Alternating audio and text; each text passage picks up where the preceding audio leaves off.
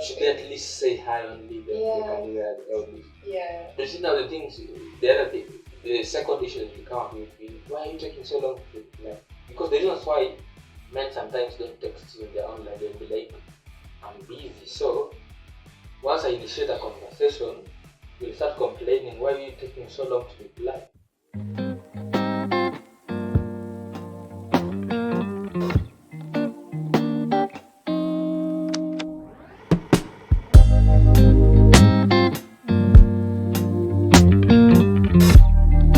Hello guys, welcome to our channel. Call me Jay. I'm Sense. So we're gonna talk about Instagram, specifically Instagram as a dating app. Now, people use Instagram for different reasons. We have those who use Instagram for business purposes, those who want to establish themselves as a brand, because that is where most influencers get brand names. That's how they get noticed by different companies. So we're gonna talk about now how Instagram itself position itself as a dating app. So let me start by giving some remarks by some production director. Was comparing how people use Instagram, how people use TikTok, how people use YouTube. And there's one thing he categorically said, that when people use Instagram, they basically showcase the good aspects of their life, because they are trying to establish themselves as a brand. Okay, not necessarily everybody, but a good percentage of influencers, celebrities, they majorly showcase the good side of their life, the lavish aspects, and all that, so that they can establish themselves as a brand. So somebody who does not know what happens under the hood may get things wrongly, and may have a wrong picture of how things are, because at the back of their mind they look like these people are perfect.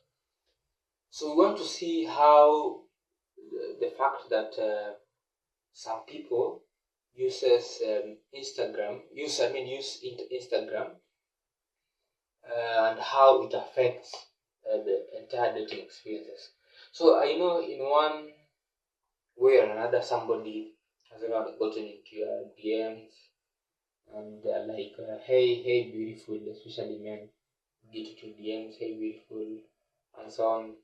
And, I've had most ladies, they once they get to notice a persistent guy, they can sometimes decide to give them an opportunity. So from there, things now graduate into now a dating experience. So we want to see how a dating experience can be on Instagram. So one of the things I can say, on Instagram we have the aspect of curated attraction. In this sense, as I said earlier, we have the idea of people presenting only the good aspects of their life. They take the best photos, the best videos, and all that. So you may not necessarily get to know what this person does when they're not seated behind a camera. So your attraction may be only towards their good aspects in life, but you may not know how this person behaves when he's angry, when he's sad, and so on. So there's a lot that happens. So most of the people get attracted to what is good, what seems lavish, what looks so nicely, photos, makeups. How you may not necessarily know how the person looks without makeup. There are some people who look very different. Yeah. Without makeup. Yeah. Some people even hire vehicles, to flex. A man can decide to be having vehicles and flex, then takes photos, then he decides to post them on Instagram. So as a woman, you'll be like, oh, this guy has money. I mean, he looks rich. But at the end of the day, maybe he's even taking photos with maybe a rich friend's vehicle. So, or vehicles, yeah, phones and so on. So you may think that this person is wealthy, now your type. But at the end of the day, you're not so sure, you're not attracted to the authentic person. You're only attracted to things that are modified, things that are only good. So one aspect that comes up with the TikTok, not TikTok, I mean Instagram, dating app, is the fact that the attraction that is there is curated. It's not very authentic. You don't get to see the person as a full package, both the good and the bad side. I barely see posting the bad side. And that's why nowadays we also have a lot of mental health issues out of social media, because people only get to see the good sides of people's lives, and they're like, what's that? My life is boring. Whether there is this, I'm facing this and this challenge, and whether somebody's always happy, always out, going out for parties, always having sleek vehicles, and so on. But at the end of the day, what is showcased there is only the good aspects of life. So there's the aspect of curated attraction. Secondly, this is also the aspect of new forms of validation coming in, whereby a man or a woman will be like, if this person does not like maybe the photo I posted or something of the sort, they feel like they're not enough. They feel like that photo is not good enough. They just don't feel comfortable, because generally the reasons why somebody is posting is because they want likes. You know, they want the watch time. They want the reactions and so on. So this the new form of validation as an aspect coming in, but people cannot be validated based on the authentic self. They are validated based on what's there, and they may feel inadequate. Maybe they don't get the good comments, for example, like, oh, you look wow, or you look nice, or something of the sort. So that in a nutshell acts as a setback. Do you have maybe something to say about the aspect of attraction, or the aspect of the new validation that is brought about by the experience in when using Instagram? Oh, maybe Mhm. I could just add something Mhm. based on what you've said. There is always the other side of that person that is posting something on the Instagram platform. There is always something behind the camera. So don't ever get stressed or maybe become so concerned about where these people are ever going through something. Everyone is basically having a tough time at some point. Yeah, so I would say it's good for you to know the aspect of the validation. In this sense, never be too entitled in a way that if you don't get likes, if you don't get maybe positive comment, maybe from this person, it could be that they saw and they never commented, or they just saw and they never liked. So you feel like you're not good enough, or that photo is not good enough, or they have not noticed, because women are always very keen with the idea of men noticing them. One time I happened to just interact with some two people. Like I saw they were talking, so I passed by and said hi. Then I complimented the lady, and the lady was like, "Imagine this guy has not noticed, but you've noticed." So, especially women may fall victim of this. The aspect of validation. Let's say they post some nice photos, maybe some particular outfit and so on. Then maybe this that person they expected to comment or like never liked. They'll be like, why is it that this person has not noticed? So at the end of the day, they'll be bothered. Yeah. So I think you should also put that at the back of your mind that it's not a must for you to. It's not so necessary. I know you maybe somebody's posting for likes and all that, but you should also be okay when you don't get the likes and so on that you wanted, or maybe somebody commenting. Yeah, maybe an addition of validation. Plus, all of us are human, and we have different personalities and maybe characters. Some people are just there to hurt you intentionally. I mean, it's just about you. When you know you're smart, you're smart. When you know maybe today, anything that you're posting is cool, it's cool. If it's cool with you, you have to be contented with the fact that you feel it's okay and it's nice. So you should not expect somebody to comment. You should just you should be contented by yourself. Yeah, what matters is what you feel about it. What you feel about the beak, what you feel about your hair, what you feel about your dressing code. I mean, whether we say you look good or not, deep down you should be knowing, I'm enough. I look good. I'm smart today. Otherwise it will definitely drain you, because out here people are just different.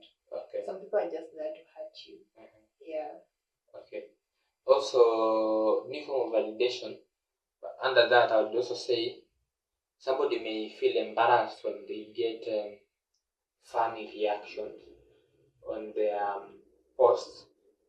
For example, somebody could be physically challenged, and somebody's like, with that one leg is bigger than the other one. This person will be insecure. And like, what if maybe this person I'm dating with on Instagram gets to see this and so on. So at the end of the day, just be content with yourself. Don't over rely on the validation that you get on this application. Yeah, I think your personal opinion is what matters a lot, not what society will say about it or something. Yeah. So if you just focus on what you're going to tell you after you post a pic or something, it will drain you. Yeah. Okay.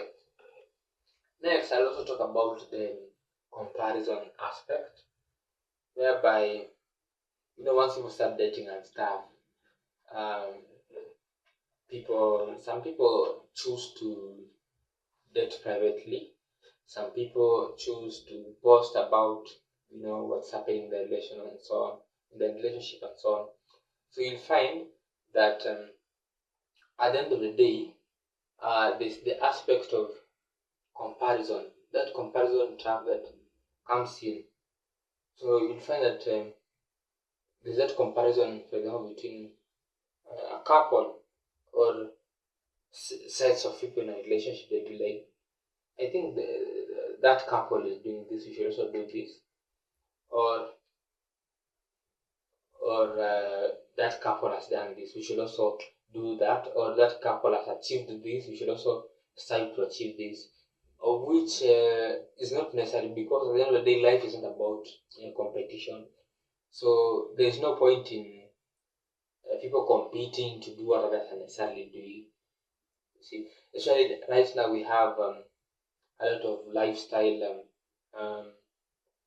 content, vlogging, and so on. So you find that there'll be that pressure for people to put up with certain lifestyles in which they may not be comfortable with. So generally, Instagram should not, or Instagram dating should not be based on comparison. Just if it's dating, then let it be based on what the two people who are dating want, but not necessarily comparison based. Yeah, maybe, and this could go to women or us girls. When you're watching something maybe that's going on somewhere, don't expect your guy to do that. Maybe they can't afford that lifestyle, or maybe they're not proposing that way because they can't afford it, or maybe it's just beyond their financial status. So maybe for us women, we should just understand and let people be. I mean, if you're in a relationship with someone, you live your life. You stop telling your guy, I want something like that, like these couples. I want our kids to be like this. I want our baby to study in a group of schools, and your guy is just a normal guy. I mean, I don't mean normal. Talking about the financial status here. Yeah, if your guy doesn't afford it, it's okay. I mean, people start from somewhere. Those people you're watching, they're having a good life. Their financial status is far away from yours. They have gone a mile for them to be there. So you always have a place to start. When your time comes, maybe you also be a role model or something. Yeah, so don't pressure your guy because of proposals, because of birthday gifts, because of what your kids will wear and vacations, staycations. No. Oh yeah, so in general, people should take one step at a time. Yeah. Okay, that's nice.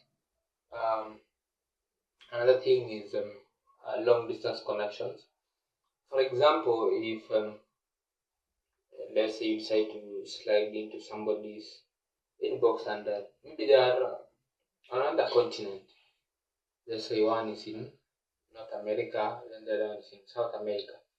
So you'll find that we'll have that long distance connection, and it will be through the connection generally will be through the app, like you'll be able to connect through the app as you chat and so on.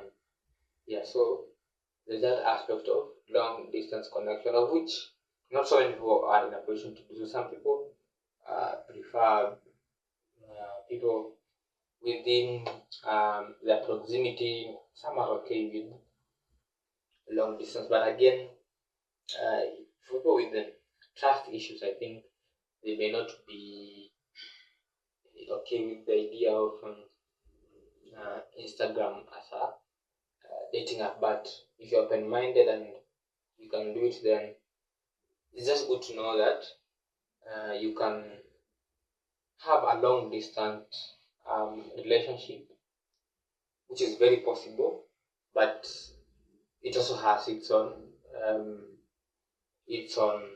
side effects. So the good aspect that you can be able to connect, it's instant. You can communicate. Somebody in North America can easily talk to somebody in South America instantly.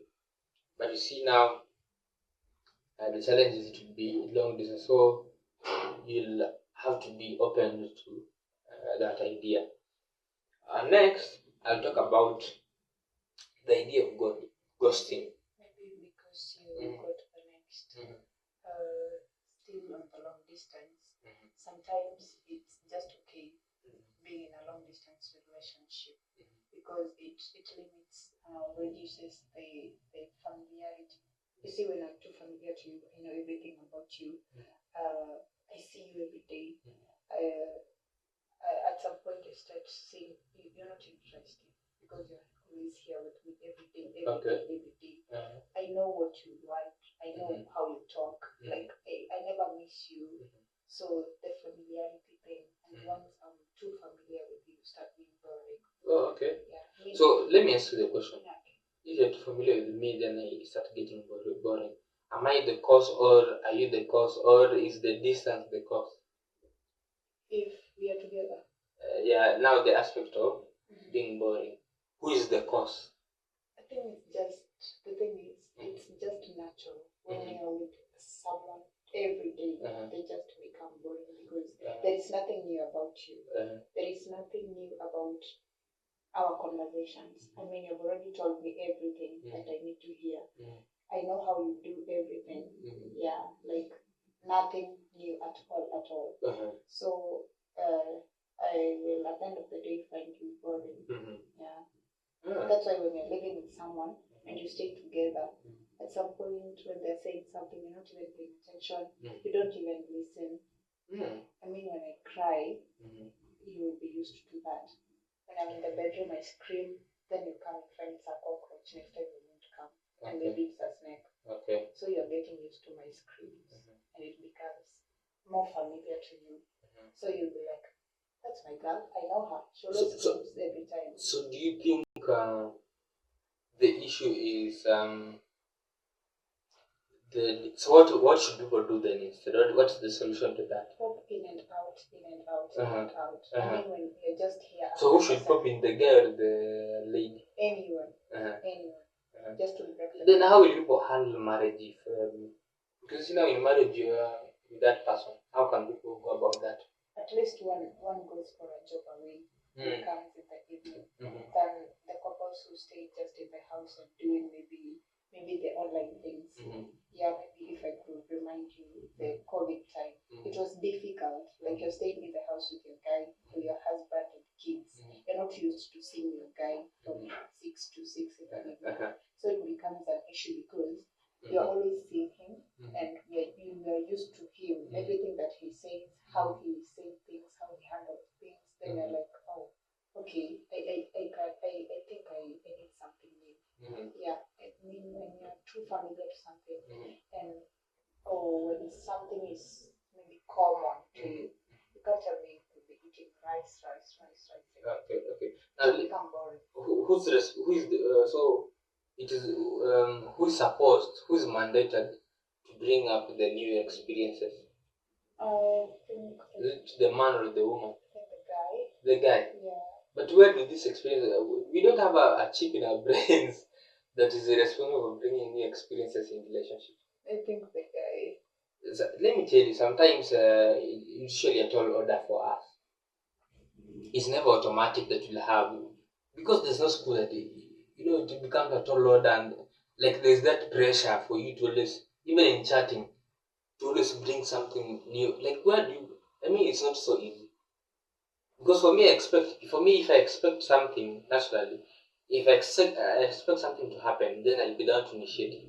So if at all maybe I find an encounter with somebody is boring, then it's up to me to initiate something. So if it is the guy who finds the experience boring, let him initiate something. If it is the woman who finds the experience boring, then let the woman initiate something. Okay, I get it. But it should be fair. Besides, it's never easy. Because there's no science that explains why. There's a science that explains why a man is a man, why a woman is a woman. Right? Men don't have breasts, women have breasts, and so on. Yeah. But there's no science that says that it's a man's duty to always come up with creative things. What I'm just trying to mean, you should at least give your person a space. Your partner space. Okay. Yeah, for me at least to miss you, for you to come in with something new. And if you're coming back to the house, you also find something new. But okay. At least you've missed me. So I think I'd say also women should do the same. If you feel like you're getting used to somebody, then disappear. Then come back later. It's not only the one who should leave. Yeah, and I always tell my girls, don't move in to stay with your boyfriend. You're still just dating. This not that it's a marriage. So just stay away, stay in your house, pay your rent. If he's paying your rent, it's also cool. But don't say, okay, my man loves me so much. I think by next year I'll be moving in. You're moving in and you've just dated this man for maybe a year or two. I think that's not enough. You'll get bored. Forever is long. Forever is long. Yeah, for both of us. I mean, if you tend to see me every day, you know how I wake up in the morning, what I do, how I pray, how I cry, how I cook. It will be boring. Yeah. Maybe I'll say for men it only gets boring if the woman is so mouthy, like does not know how to talk. For most men, we never get bored because of seeing the next person, unless the person has bad habits. I personally get I don't know, maybe women you operate on adrenaline and so on. Okay, personally when I see you every day, I get bored. I mean, I have to miss you. You have to go so that I can invite you over again and again. But again, not every day. Yeah, twice per week. So that is specifically for relationship, like not marriage. Yeah. Okay. When it's a marriage, I think. So how do you think women can adjust to that? Women. For a marriage setup? when you get bored, what should women do so they don't get bored? First, I think a man should be at least working where he lives in the house very early in the morning and comes in late. So the time that you are alone in the house, you get to fix some things. There are things that we women do that you are not supposed to know at all. Like what? No, I won't mention. I'm just saying you're not supposed to. When you're asking me in the camera, like what? Really? But I mean, is it witchcraft? Not really, but you should not know at all. So when you're not in the house, at least you get that time to do it. Then when you come in, we surprise you with it. You come in, I open the gate for you, I hug you, I feel nice. What if you were just here from 6 to 6 in the evening? Okay. Yeah. But that's interesting. I think ladies tell us in the comment section. For guys, we don't get bored unless maybe there's something the woman is doing to make you bored. But for us, it's not automatic. You said about being mouthy. I think 80% of women, we just have a loose mouth. That's how we are. No, I think you should regulate. Because... But it's natural. It's not natural. Let me tell you. It is. And let me tell you it's not natural. It's because... Personally, I asked some lady when that women speak anyhowly to their boyfriends or to their husband, but they don't do the same with their fathers, even when they're having the mood swings. And this lady told me it's because we control our mouths when we're talking to our fathers. So the same control they do when they're talking to their fathers or mothers. It's the same control they should have. I mean, was it hard for you to control when you're talking to your other partner? Because we're not denying the right to express yourself. You're saying express yourself in a decent way, in a respectable way, not anyhowly. Okay. Just because you have moods. Everyone has a self-control. But now, these are my parents. This is my blood. This is my brother. This is my sister. But you're not my parents. So at some point, so does it mean you'll just talk to me anyhowly because you're not because you're not related by blood? No, I don't mean that. Sometimes it's just out of disrespect because of what maybe you said. For example, it depends. Give me an instance. Talking about maybe if we are arguing about something, I can argue back. But if it's my mom, I could fear because she could throw me out of the house. What if your husband throws you out of the house? You cannot throw me out of the house. We have kids. Will you take care of the kids alone? He can. Okay. Yes, it's possible. But you don't think But let me tell you one thing. As long as a woman, you have that mentality that I can just speak to my husband anyhowly. I don't see the point of you continuing having a relationship. You should just pass with pathways here. Because imagine, respect is something that is very important. As long as people say they have mood swings and all that, you can control it. The same way we have men who choose to be monogamous and be faithful. As men, naturally, we are naturally polygamous, but we choose to be monogamous. Because ours is biological, and that's why we find 10 hens with one cock. Males are naturally polygamous. They can handle many females, but we choose to be polygamous. So we choose to tame our desires. So women can also tame what they see. And I would say that's one of the causes of arguments in many relationships and marriages. Women just decide to talk anyhowly. We shall get back to this. We've digressed too much. We'll handle that in one of our episodes. So, as I was saying, there's that aspect of long distance connections while dating via Instagram. Next, there's also an issue to deal with ghosting. So, when you talk of ghosting, so you can find, this is just an app. So, you can find somebody, ghosting can be intentional, sometimes can be unintentional. Maybe somebody is so busy with so many things. So, if somebody is so busy, somebody can feel like they're being ghosted because this one has, let's say maybe their conversation usually on Instagram. They immediately converse on Instagram because I have some associates who say they prefer using, for example, they prefer using Instagram to WhatsApp or TikTok and so on. So, for an instance, if you majorly communicate on Instagram, then you'll find that maybe somebody has not been online for like 2 or 3 days. You'll be like, this one ghosting me and so on. So there's that aspect. So somebody, if engaging in Instagram dating, then you should be open to the idea of let me call it ghosting, but it should not be so long. If it's so long, then it's a clear indicator that something is amiss. And if at all the ghosting episodes appear severally, then you can also decide to now practically exchange numbers, so that if that person is not online, you can reach out them by calling them. You can reach out to them by calling them. Yeah, I think that's what I can say. I don't know, you wanted to say something?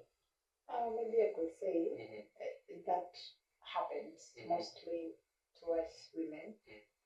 We do that. Or ghosting Yeah. people. You are like, I really don't want to reach out, but behind the scenes you're following to know what's happening with him. So how do you do that? Just undercover. Yeah. Okay, let's say one person is in North America, another one is in South America. How do you do that? Maybe in your other platforms. Oh, okay. Yeah, I could tell yesterday you were in Seychelles, the other day maybe in other platforms. Yes. Like TikTok and so on. Yeah. Okay. That is if you post. Okay. Yes. Okay. Maybe maybe sometimes you guys could tell us, I didn't remember that you are celebrating your birthday, and you saw I had post. So you didn't remember, but you saw it and still never wished me. So that means you're ghosting me. But for us women, you could just put it low, confirm that it's true you're having a birthday, this and this are happening to your life, but again, you would come into it, to discuss it. But deep down, you're following you. Yeah. On the other platforms. That's an interesting submission. So there's also the aspect of jealousy that is involved, whereby somebody may feel that is insecurity and jealousy. For example, when somebody notices you're online and you're not texting them, they'll be like, could this person be talking to somebody else? And I know women struggle with that. I mean, you're online, you're not texting me. But somebody could be doing other things online. You know that, but text me first. So should they at least say hi only, then they can do their LBs? Yeah. But you know the things, the second issue that will come up will be, why are you taking so long to reply? Because the reasons why men sometimes don't text you when they're online, they'll be like, I'm busy. So once I initiate a conversation, you'll start complaining, why are you taking so long to reply? So that's why they prefer not to initiate the conversation. Maybe you do the settings. I should not notice that you're online. Yeah. Man, is this a prison? You're not doing that for me. You're not resetting your phone for me.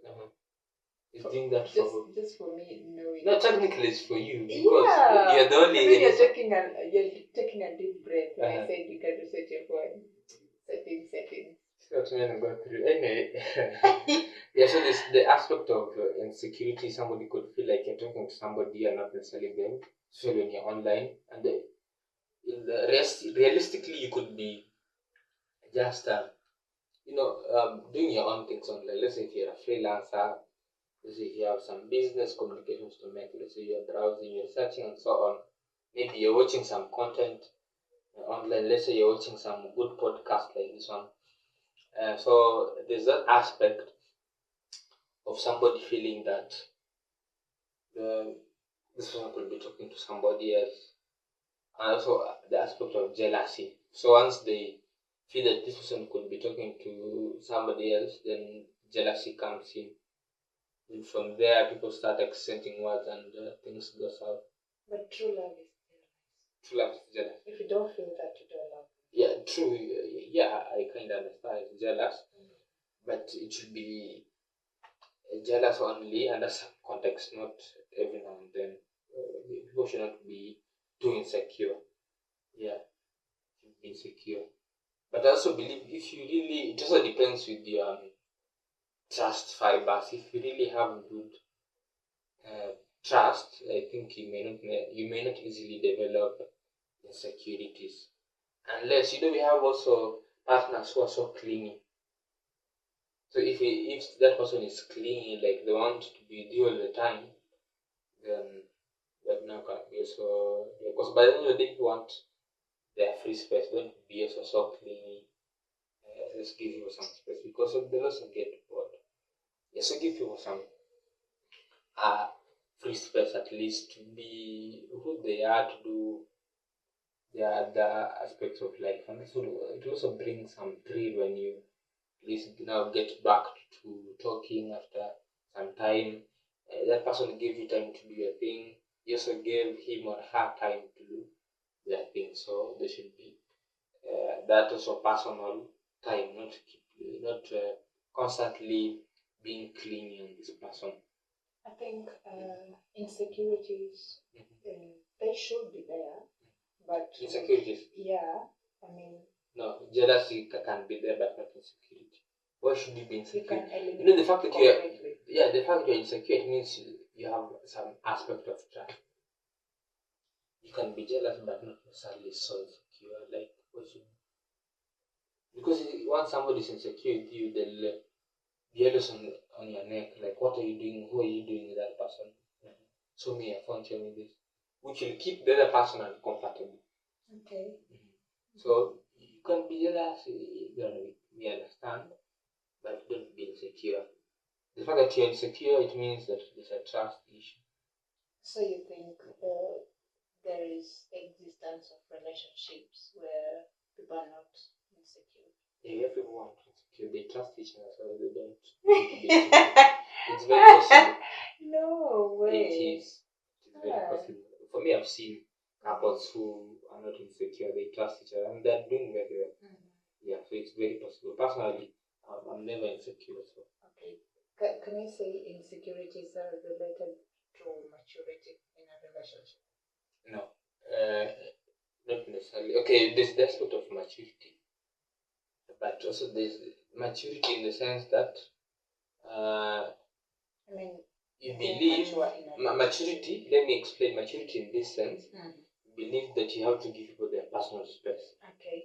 If you give them their personal space, then it will eliminate some aspects of insecurity. Okay. Personal space, you respect their gadgets, and so you don't keep asking them who is that, who are you talking to, and so on. Who is calling? Yeah, who is calling? Yes. Yeah. You're insecure, but there's no point in asking. If at all you feel insecure with this person, just terminate the whole thing. Because trust is very key. If you don't trust that person, trust is very. Besides love, the next most important thing is trust. If you don't trust that person, just stop the entire thing. But I think again, partners should understand. Beside your person, there is this other circle, maybe of friends. They have to call you. They have to chat with you. They have to ask you 1, 2, 3 in the middle of the day, maybe. Yeah, so, that's okay. I think we should be open. Yeah. For friends, you shouldn't be having a problem. Yeah, with that. and that's what I'm explaining. Yeah, that's what I'm explaining. The idea of insecurity. You should just be true with your person. Let them do what they want. Let people talk. Yeah, let them just do them. Yeah. Yeah. So ultimately, there's also an aspect of cloud dating, where people will just date on Instagram for numbers, for attention from the public, just to gain followers. Maybe 2 influencers dating that they can have, so they can so that the influencers of the followers of this one can follow this one, and the followers of this one can also follow this one. So they come up for cloud and all that just to get their attention and the numbers. Yeah, I know there's that aspect. I think at the back of your mind you should also understand if you're doing if your dating is cloud based, then it should be clearly known to both parties. But if it is not cloud based, it should also be known to both of you. Let your partner know that is this cloud based, because one partner could be doing it just for cloud, but this other one is serious. So this other person is constantly putting in the effort, but this one is there for fun. So if at the end of the day, one person gets to lose. But again, I think people will still develop feelings that way. Either way, okay. Yeah, maybe when you're acting, maybe video vixening. At the end of the day, people will maybe end in relationships. So I think, just as you said in the beginning, intentions, people should be clear. Yeah, they should communicate. Even if we are doing this as a job, at least communicate. Yeah, you feel like you're falling for each other. Okay. Yeah, it's good. It's as crystal clear as that. So guys, tell us your views on Instagram dating. Tell us your experiences, the good and the bad experiences. Yeah. Otherwise, without saying so much more, I think we can mark it to the end of our video. Yeah, and you can feel free to ask us questions in the comment section. Anything about the topic, you can just ask, you can answer. Yeah. You can respond. Yeah. Otherwise, nice time. Bye. Bye. Remember to subscribe, like, and share.